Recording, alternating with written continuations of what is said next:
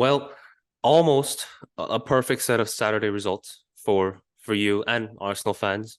City, as we expected, look unrecognizable without Rodri in there. And this begs the question, if not now, when will Arsenal beat Man City? Probably never. Yeah, I mean, after here's the thing, whenever teams are in their form like that, like City, like when Chelsea were once back in the day, when Liverpool back in the day, even Man U back in the day, Arsenal Invincibles, they almost seem un unstoppable. Like they're never gonna end. And I had that feeling with City, and they were scaring me even more just because of the depth and how Pep has been able to adapt and transition. But today, there was light at the end of the tunnel. Yeah, because you're thinking they're gonna go invincible and break your own record too. But I mean, yeah, Wolves had one shot on target this game. I mean, I don't know if that's accurate because the second goal that like gave him the win, it was a shot. It looked goal bound. Was saved and it was a rebound. But yeah, speaking of Arsenal, 4-0, comfortable. I think the big story, a big relief for Kai Havertz, almost like a make-a-wish kid getting a chance to kick a penalty.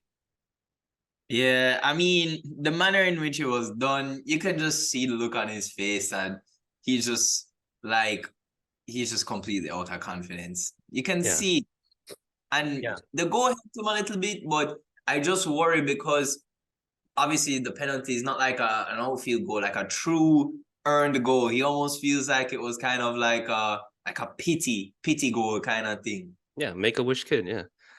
I read somewhere online that he mumbled thank you to Odegaard after the penalty. I don't know if you saw that, but Yeah, I mean, it was Odegaard was the one who encouraged him to take the penalty in the first place and to come applaud with the fans afterwards and stuff. So, I mean, that's proper captain work still, especially after he was the one who dispatched the first penalty. Who was the first person he high-fived in celebration? Havertz.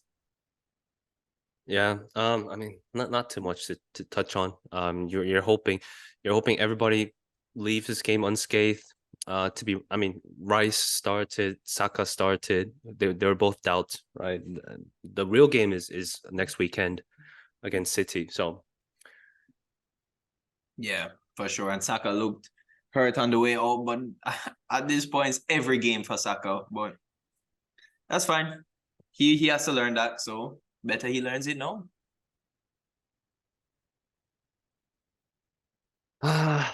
well, well, let me touch on this.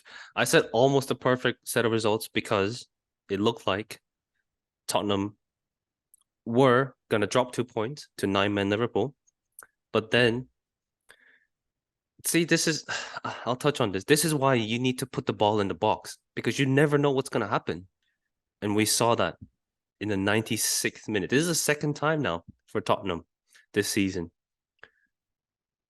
That's what happens when you get the ball into dangerous areas. You have to take that risk, right? Like we always see football back in the day was always, old school, traditional tactics will be when you're losing, as you just said, pump the ball in the box. Like it should be a thing. Like everyone's going up, keeper is taking it, and everyone's pissed about the ball going short.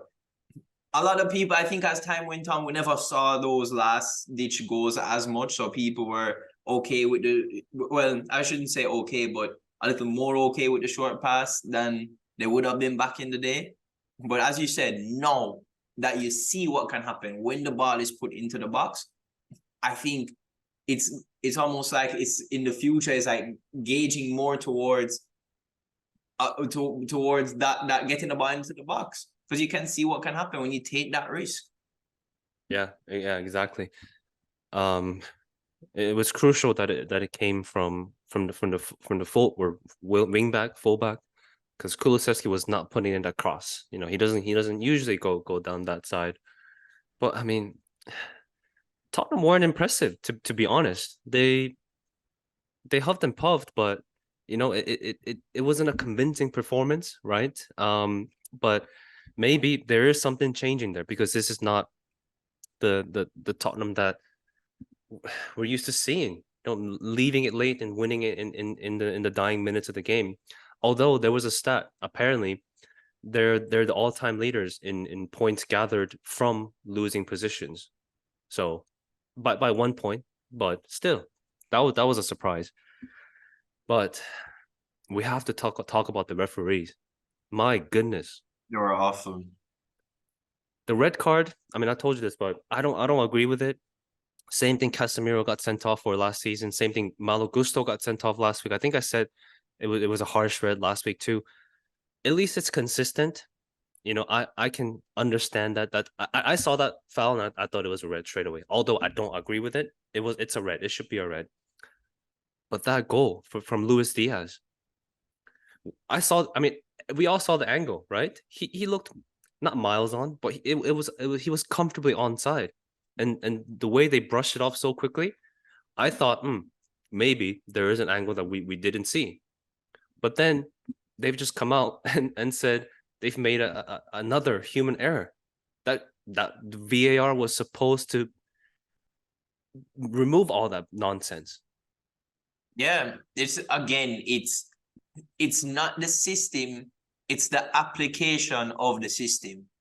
Because as you said, it's clear, human error. This is not, oh, VAR mess up. No, this is a human making an error in a moment that it really shouldn't be happening at this level. Not for such a significant decision in such a significant game. Yeah, and this is what baffles me. Why aren't you using the offside system from the Champions League? It's so, I don't think there's been a word said about an offside decision since that came in the Champions League, at least. And that there's no human aspect to that. You know, it's semi-automated. Why can we bring that in? The what's the word? The technology is there. We've seen it at a higher level in you know, in World Cup too, even.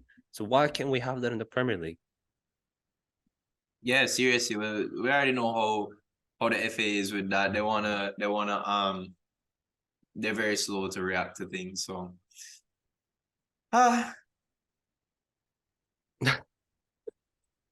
Yeah. Well, it seems like the trend now that whenever Tottenham win it in the last minute of the game, that Manchester United lose at home to an inferior team, really. I mean, could you call Brighton an inferior team? Maybe not, but although they did get thrashed 6-1 today.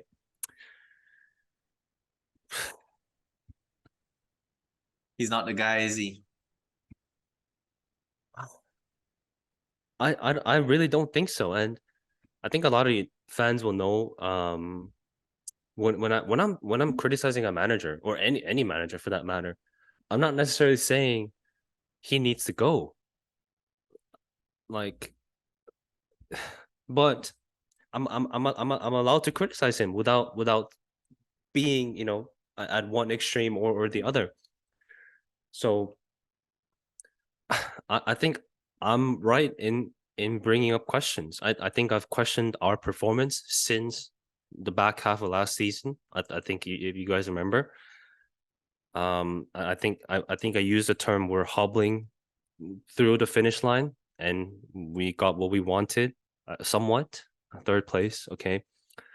But now you look at his team, the team that he put out today, and throughout the season, this 7, 8, 9 matches, most of them are his players.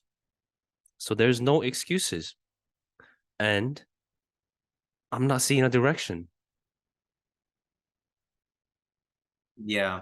And the results aren't showing. And at the end of the day, it's a results business. So, you know, if you're not happy with the way the team is looking in general, just off a performance standpoint, you can be unhappy with the way the team is performing, but if you're winning, you're winning. You can't really argue, right? Yeah, when you're winning, when you're winning, that voice is silenced. But now, I feel like I have some, because last season when we were winning, okay, we're playing like as, but we're winning. You know what can I say? And I understood that there was a lot of games that were being played. So okay, we'll see next season. 9 games in, we've been battered by every single team, except for FARCE, maybe.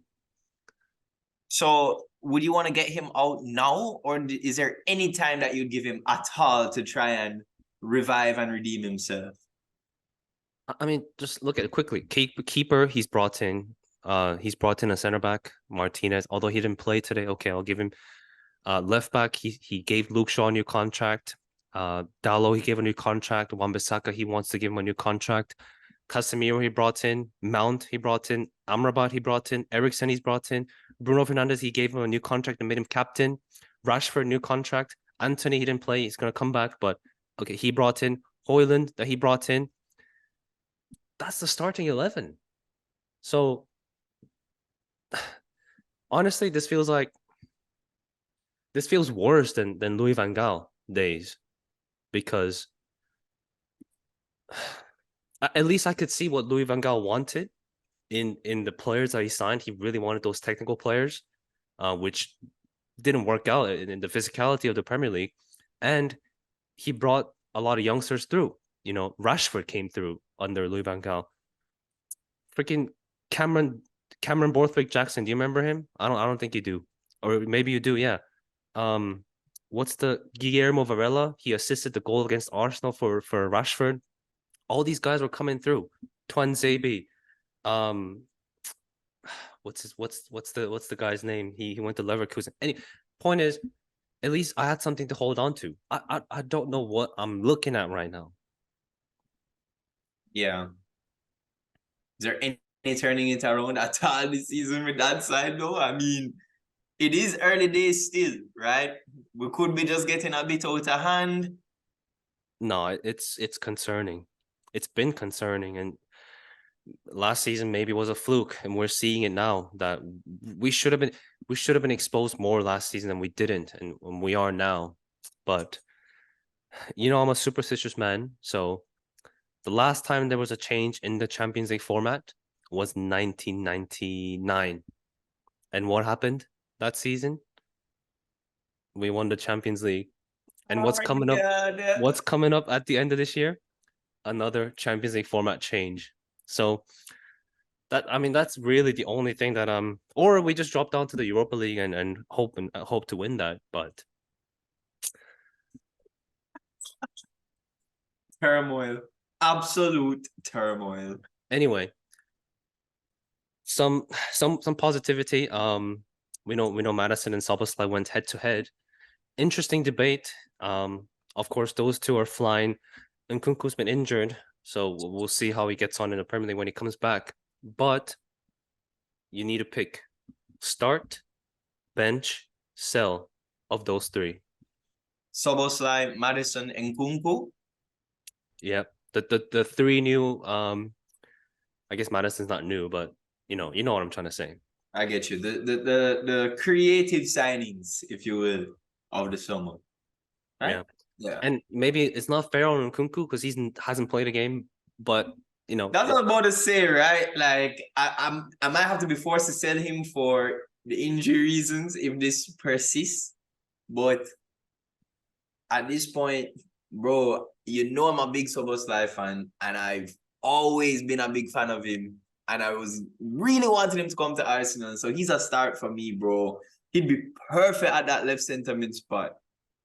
Maddison is going on the bench, unfortunately. I hate saying it, but he's completely turned around Tottenham's team. Honestly, yeah. He's the glue of it at the moment. Yeah. And just some silky passes, honestly. And then Nkunku go have to be the sell, as I said. Injury record, bro, so far. Yeah. I'm gonna have to swap Maddison as a start. I mean, I criticized the move. I didn't think it was the right move. Because of what he's shown at Leicester past 2 seasons, but maybe just the change of scenery is all he needed. I mean, he's the one that's pulling all the strings right now in this Tottenham side. So I'll have to start. Nkunku and Szoboszlai. Szoboszlai's got a wicked shot, like we mentioned. And he's got a wicked many things, like yes. right foot in general. Yes, but I'm saying this because he scored a wicked goal against Leicester during the League Cup or midweek in the League Cup as well. I'm gonna give Nkunku a benefit of the doubt. I'm gonna put him on a bench and sell Wow. Szoboszlai just because he plays for Liverpool. All right, the bias included is fair enough. But nah, that youth is proper. He's deadly. I'm surprised you're selling him, to be honest. I mean, I have to sell someone. All three are great players. I have to sell someone. I could say the same about you. I can't believe you're selling Nkunku. Yeah, true.